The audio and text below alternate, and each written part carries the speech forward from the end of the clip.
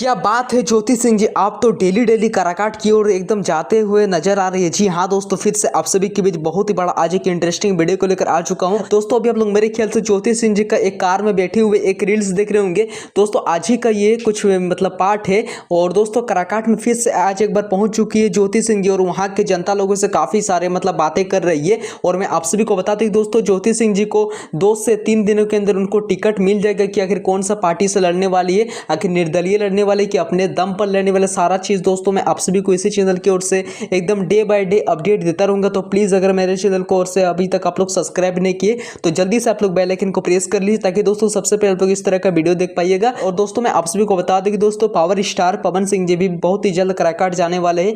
ज्योति सिंह जी के साथ ही दोनों एक साथ नजर आने वाले हैं। तो अगर आप लोग चाहते हैं कि दोस्तों इस तरह का वीडियो फोटोज जितना भी मेरे चैनल पे देखना पसंद करते हो तो प्लीज जल्दी से ये वीडियो को एक लाइक कीजिए, कमेंट कर दीजिए। अगर सच्चे दिल से पवन सिंह जी एंड ज्योति सिंह जी को मानते तो बिना लाइक किए बिना कमेंट किए हुए नहीं जाएगा। थैंक यू, मिलते हैं किस नेक्स्ट वीडियो कर। आप लोगों को ये वीडियो कैसा लगा प्लीज हमें एक कमेंट करके जरूर बताइएगा। Thank you.